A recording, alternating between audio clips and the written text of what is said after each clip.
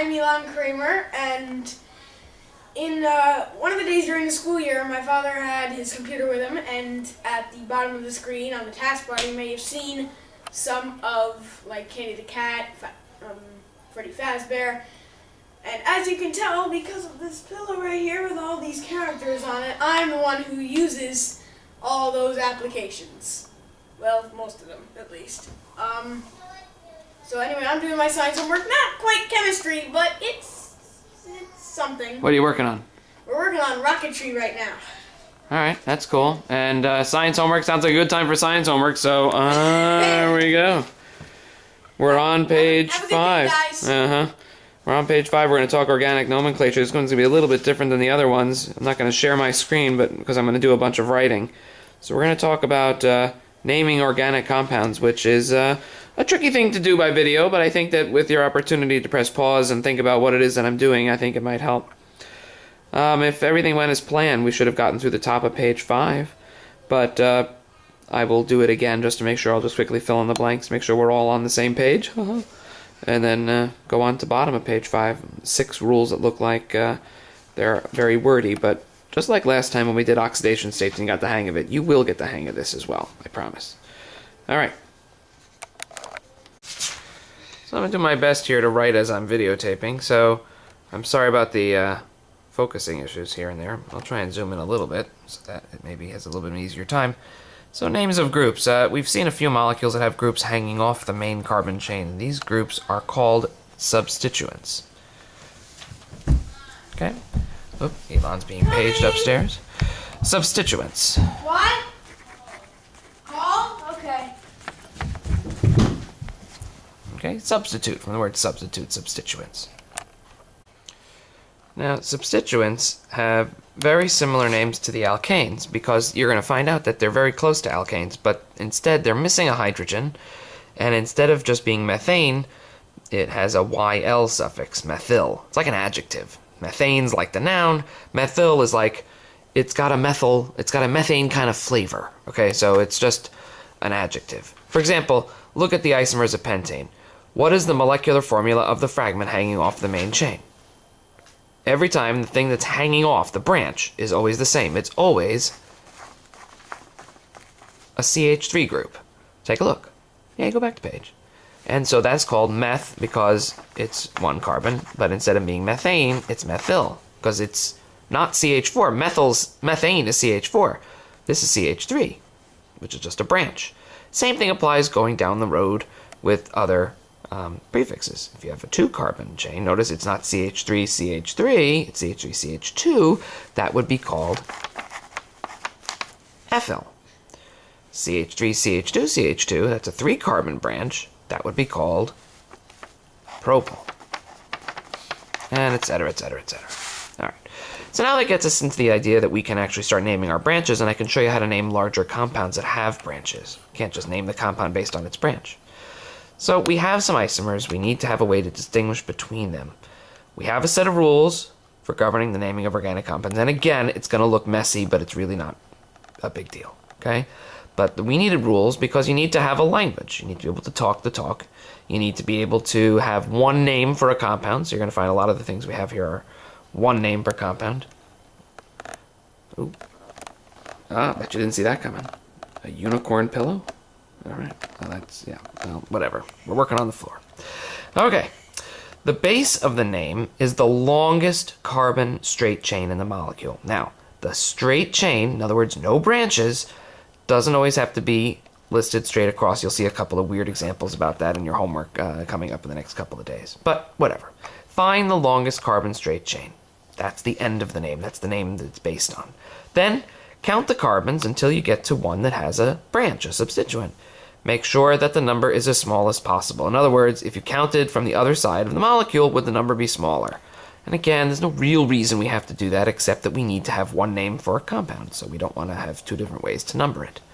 Then you name the substituent, then you place this right before the base name. If you have more than one substituent, if they're the same, name the 2 or more carbons and put a proper prefix for the substituent name. If they're different, name the substituents in alphabetical order, and that's it, you're done. And you might be thinking, that, yeah, you're probably confused, but you gotta see a couple of examples and then it's gonna be okay. Let's look at one of the isomers of pentane, and I'm specifically talking about this one. One that has 4 carbons across and one carbon chain like this. Okay?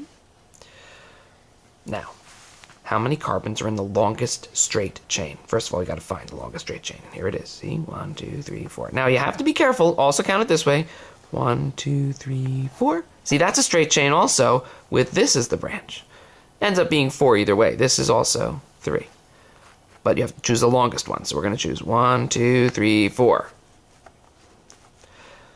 So how many carbons are in the longest chain? 4. Okay? And so that is called butane. So the molecule's name, and you can go over to page 6, and you'll see we're going to put it together at the end. And so the end of the name is going to be butane. But it's not just plain butane, because plain butane would have 4 carbons across. It's a kind of butane. It's a butane with this kind of branch. Which carbon has the branch? Well, let's see. We're supposed to, it says in number 2, we have to count the carbons until you get to the one that has a substituent. So here we go. 1, 2, 3. But if we count from the other side, it would be the second carbon. So what is the rule? Let's see here. Make sure that the number is as small as possible. All right, so if I have a choice between 3 and 2, that's right. It's carbon number 2. Very good. Okay, so carbon number 2 has the branch. Okay. What is the substituent as we go on to page 6? Here we go back here. The substituent is a CH3 group, which, as we've talked about, is a 1 carbon chain, and therefore it is methyl. So the substituent, so go to page 6, is methyl. Put the whole thing together. Second carbon, this is how you do it. Second carbon, 2, dash, methyl, butane. One word. 2-methyl-butane. See? It's a kind of butane. What kind of butane is it? It's a butane that has a methyl group at the second carbon. 2-methyl-butane. See? A butane. But instead of there being an H here, at the second carbon, there's a methyl. And so it is 2-methyl-butane. So again, good opportunity to pause if you have to. Let's take a look at another one. Let's take a look at another isomer of pentane. All right, here's the other one that we looked at, right? I'm not going to look at plain pentane because that's just plain pentane. Here's the other one.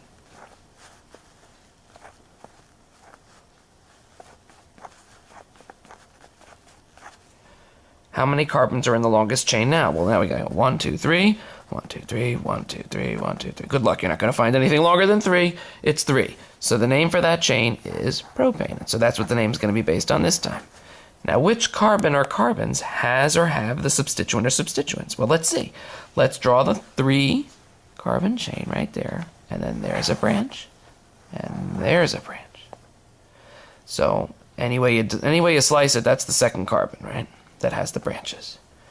It has a branch at carbon number 2. But if you have 2 branches, you need to list the number for each branch. So this one is at carbon number 2. And this one is at carbon number 2 also.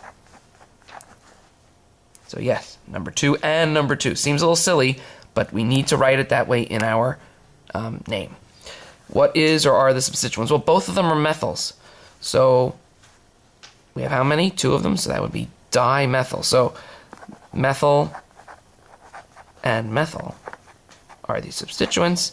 So you need to say, get this, the numbers first, just like we did before, the numbers first, but this time it's 2,2-dimethyl propane. Oh, I guess I should have done that here, but whatever. 2,2-dimethyl.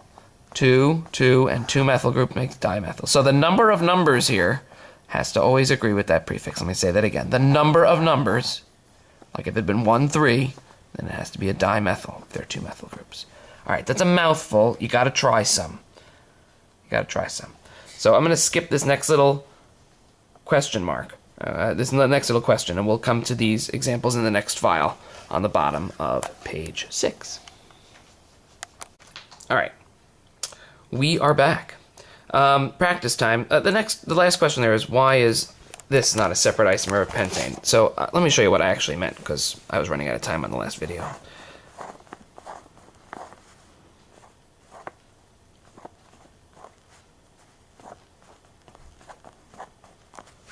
Why would that not be it? It seems to be in a different place. Is that? It certainly is different than that one. So why isn't that a different isomer of pentane? Well, what would its name be? Look for longest chain, 4, butane. Where's the branch?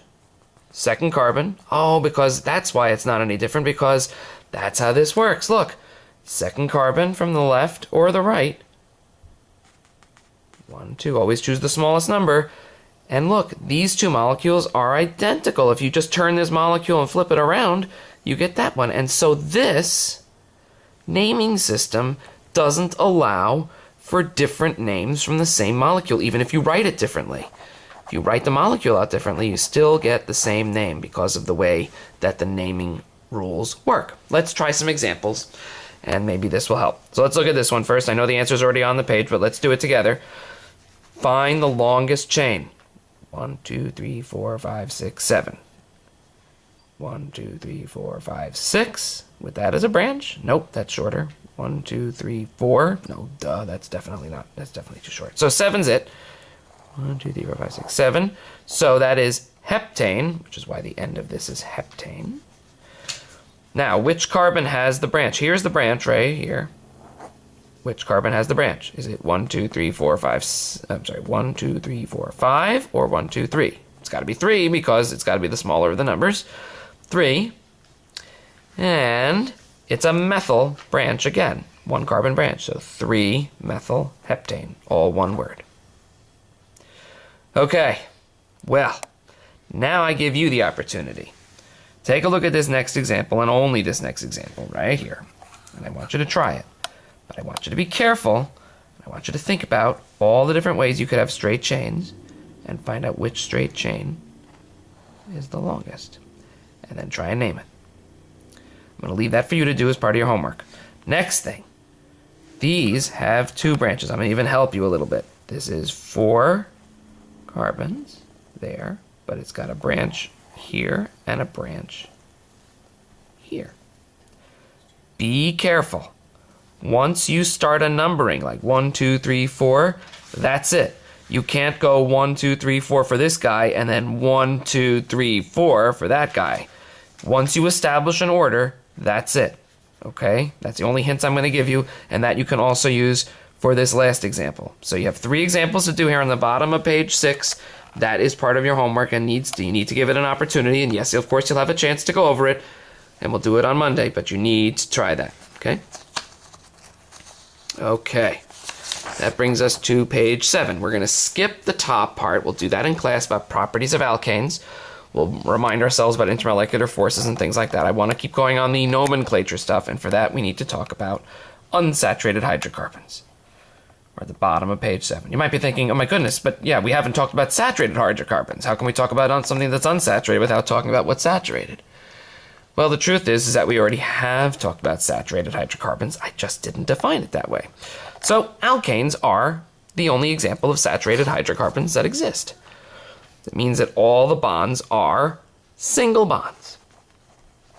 Because when you have single bonds, you have the maximum number of hydrogens. The carbons are kind of like saturated of hydrogens. They have the maximum number of hydrogens they can.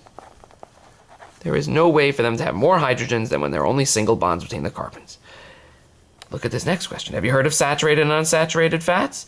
That's where this term comes from. Saturated fats have only single bonds between the carbons. Now, I'm kind of leading you there. Unsaturated hydrocarbons must have a way of having fewer than the number of possible hydrogens. And I told you that saturated means that all the bonds are single. So how do you think we can get fewer hydrogens possible? I'll leave that blank for you. Go on to page 8.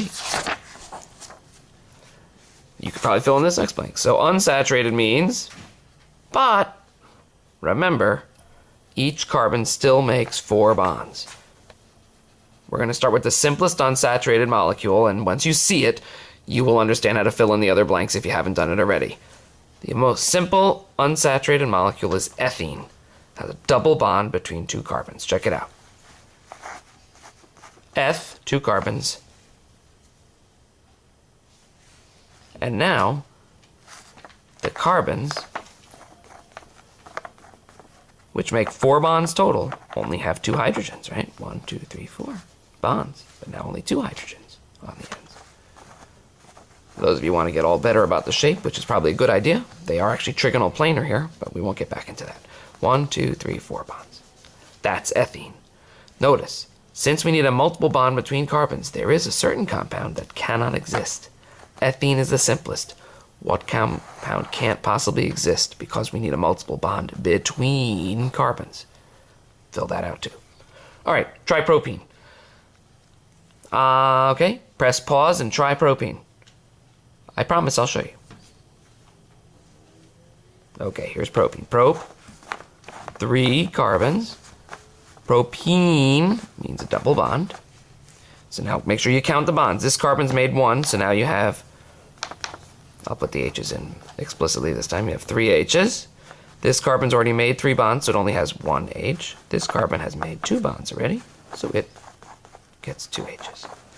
And that's propene. Now, butene gets a little bit more interesting because we have the possibility of 2 isomers. Let's draw each one. All right, well, they're each 4 carbon chains because they're but. But ene means that you have a double bond somewhere. There are actually 2 possibilities now where that double bond can be located.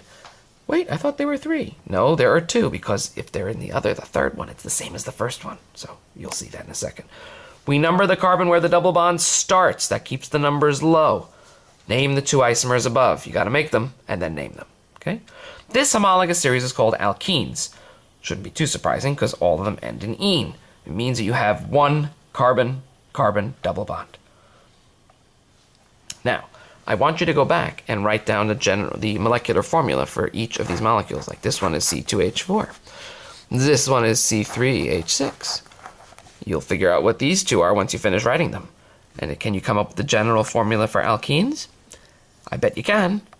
And if you can't, you probably know where to look. And that you have to put in for your homework as well. All right, great. Thanks for doing this, and we'll catch up with you on Monday. All right, bye.